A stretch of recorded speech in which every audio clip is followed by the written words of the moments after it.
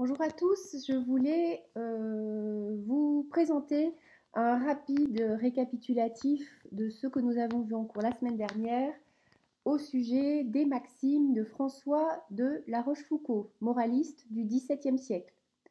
Donc, tout d'abord, une maxime, c'est une phrase assez courte qui va avoir une portée universelle, qui va chercher à énoncer une vérité d'ordre général sur la nature humaine ici, en l'occurrence. C'est donc la maxime appartient donc au genre argumentatif puisqu'elle va développer de façon directe la pensée de celui de l'auteur, de celui qui l'énonce. Donc genre argumentatif, ici argumentation directe, elle ne prend pas le détour de la fiction, elle énonce directement l'opinion de François de La Rochefoucauld. Première chose.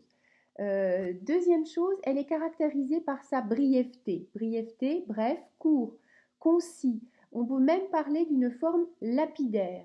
Lapidaire, c'est l'adjectif qui va qualifier tout ce qui concerne les pierres précieuses, les pierres fines. Autrement dit, une phrase lapidaire, c'est une phrase qui va percuter, qui va viser juste, qui va attaquer avec la force d'un jet de pierre. Ici, on peut vraiment parler de maximes lapidaires parce qu'elles sont ramassées, elles sont concises et on va le voir un peu plus tard, elles travaillent souvent une idée de retournement, de paradoxe qui crée une forme de surprise. Troisième caractéristique générale de ces maximes, elles ont besoin d'être méditées, elles ont besoin d'être réfléchies par le lecteur. Et vous avez vu, quand on les énonce pour la première fois, cela nous demande un effort de compréhension. La compréhension de la maxime ne se donne pas tout de suite, mais demande de la part de celui qui va l'entendre ou la lire une réflexion, une forme de réflexion. Donc elle incite le lecteur à la réflexion. Très bien. Ensuite, qu'est-ce qu'il est important de retenir? Là, il y a des procédés littéraires qui se répètent, que l'on retrouve de manière récurrente dans toutes ces maximes. Et c'est important de les repérer parce que si vous avez une maxime, deux maximes, trois maximes à analyser, une fois que vous aurez repéré la structure, la façon dont c'est écrit, vous pourrez quasiment appliquer cette grille ou retrouver ces éléments dans n'importe laquelle des maximes qui vous est proposée. Bien. Première chose importante par rapport à cette structure, cette construction de l'écriture, première chose, elle repose souvent sur un paradoxe, quelque chose, une idée paradoxale, c'est-à-dire une idée qui présente une contradiction. Comment dire, une idée, une opinion qui va à l'encontre du sens commun, de l'idée qu'on s'en fait. Je vous avais donné comme exemple, quand dans les évangiles, on peut lire les derniers seront les premiers. Vous constatez l'antithèse entre dernier et premier, mais c'est plus qu'une antithèse, c'est un paradoxe, c'est-à-dire que c'est une idée qui va heurter dans un premier temps notre opinion générale. Ben non, les derniers sont les derniers, les premiers sont les premiers, qu'est-ce que ça peut bien vouloir dire, Ici, ça veut dire que ceux qui sont les moins considérés, les pauvres, ceux qui n'ont pas un statut social important, eh bien finalement, au royaume de Dieu seront les premiers, seront ceux qui arriveront en premier, qui auront déjà leur place. Et ça nous invite à la réflexion. Voilà. Ici, c'est vraiment de nombreuses maximes sont construites sur le même principe du paradoxe. Je pense par exemple à l'amitié, qui ne serait qu'un commerce d'intérêt. Je pense au fait que refuser des louanges serait en réalité une façon de demander à être encore plus complimenté. Vous voyez, ça s'est construit sur un paradoxe. Donc cette structure du paradoxe, de l'opposition, de la mise en opposition, on la retrouve vraiment très très régulièrement. Et finalement, c'est comme si chaque maxime était construite sur l'idée de ce qui est une vertu, c'est-à-dire une disposition à faire le bien, ce qui est une vertu apparente, ne cache en réalité ou cache en réalité un vice, une disposition, une propension à faire le mal, à agir mal. Quasiment, de nombreuses maximes sont vraiment construites de cette façon-là. Ce que vous pensez être une vertu, ce que vous avez l'impression qui est une qualité, eh bien, en réalité, ça n'est qu'une façon déguisée de vous présenter un vice. Vous voyez, c'est donc quand même une conception très, très noire et très pessimiste de la nature humaine. mais c'est la sienne, hein, voilà. Donc, paradoxe, la question de la dissimulation, vous verrez que le vocabulaire, le champ lexical lié au mensonge, lié à la dissimulation, lié à la feinte, lié à ce qui est déguisé, au déguisement, au travestissement de l'idée, est très présent. Presque chaque maxime va comporter le mot déguisement, travestissement, etc., pour montrer ce qui est caché dessous, ce qui n'est pas apparent, ce qui est caché dessous, qui serait donc euh, le vice en l'occurrence. Qu'est-ce qu'on peut dire encore dans les procédés littéraires récurrents? Certaines maximes se caractérisent par ce qu'on appelle une pointe. Une pointe, c'est une forme de chute, c'est-à-dire que c'est vers la fin de la maxime que va vraiment apparaître euh, le, le côté piquant, le côté incisif de la maxime, hein. Je vous donne un autre exemple. Euh, L'intérêt parle toutes sortes de langues et joue toutes sortes de personnages. L'intérêt, c'est-à-dire le fait d'être intéressé, le fait d'être dans une relation avec l'autre, où on va chercher un profit, son propre profit, hein, c'est ça que c'est l'intérêt, c'est ça que ça veut dire. Donc l'intérêt parle toutes sortes de langues, joue toutes sortes de personnages, même celui de désintéressé. Et là, vous voyez qu'il y a une chute, puisque désintéressé, qui est l'antonyme d'intérêt, arrive à la toute fin et crée un effet de surprise. Donc ça s'appelle une pointe. De la même façon qu'on avait vu que dans certains sonnets au XVIe siècle se caractérisaient aussi par une pointe. C'est la même idée, hein. Paradoxe, pointe, souvent, retournement de situation entre dévoilement du vice derrière la vertu.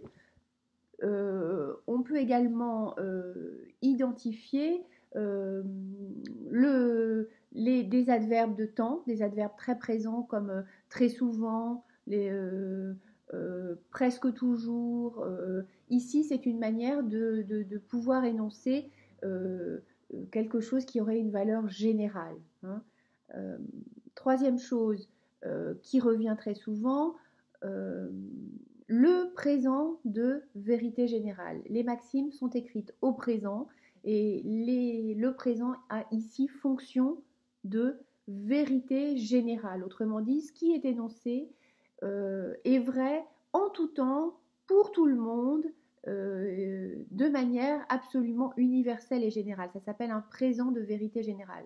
Si je dis la Terre est ronde, le présent ici ne sert pas à décrire la Terre, ne sert pas à raconter une histoire, mais énonce une vérité qui est vraie en tout temps, en tout lieu, qui est la Terre est ronde, la rondeur de la Terre. D'accord? Donc présent de vérité générale, adverbe de temps. On trouve également très souvent le pronom personnel nous qui est répété, comme si ce qui était important pour l'homme, c'était ce qu'il est, sa valeur, ce qu'il appelle, ce que La Rochefoucauld va appeler l'amour-propre.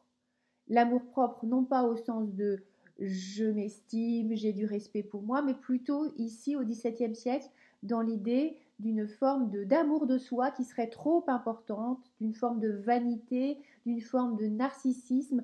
L'homme ne serait finalement, ramènerait tout, toujours, systématiquement à lui. Cette répétition du pronom personnel nous, elle est particulièrement frappante dans la maxime 119. Nous sommes si accoutumés à nous déguiser aux autres qu'enfin nous nous déguisons à nous-mêmes, par exemple. Donc cette insistance montre combien nous sommes guidés par notre amour-propre, notre vanité. Et puis on peut aussi dire que dans le fait d'avoir choisi ce pronom personnel nous montre bien que l'auteur, La Rochefoucauld, s'inclut. Il s'inclut dans le monde des hommes et ses maximes s'appliquent à lui-même également. Il ne se place pas au-dessus comme quelqu'un qui porterait un jugement. D'ailleurs, vous verrez, vous voyez qu'il n'y a pas de jugement. Il ne déplore pas une situation, il ne se réjouit pas d'une situation, il ne condamne pas, il énonce. Il énonce une situation comme si vraiment c'était une définition, comme si c'était une vérité d'ordre général.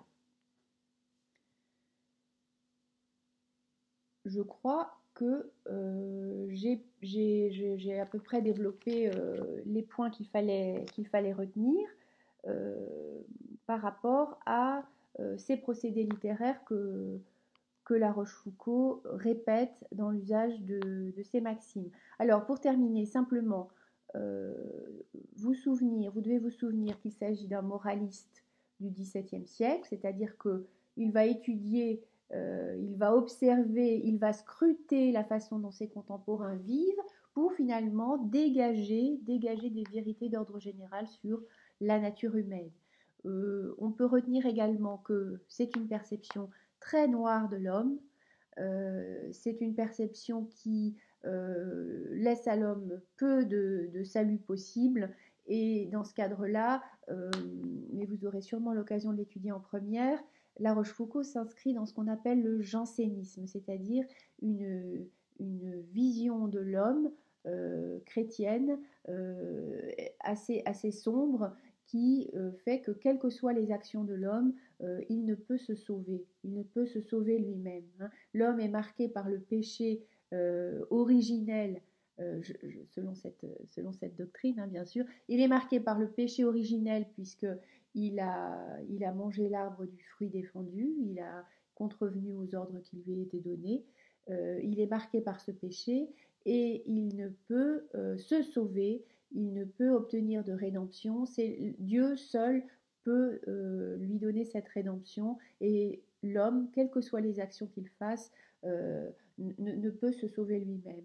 Donc La Rochefoucauld est marquée par cette pensée du XVIIe siècle qui s'appelle le jansénisme. Mais je dirais, voilà, il faut simplement que vous ayez entendu parler de ce mot. Vous n'avez pas, dans le cadre de ce qu'on fait ici, je ne vous demande pas d'apprendre et de comprendre ceci dans plus de détails. Eh bien, j'espère que c'était clair et intéressant. Je vous remercie de votre écoute.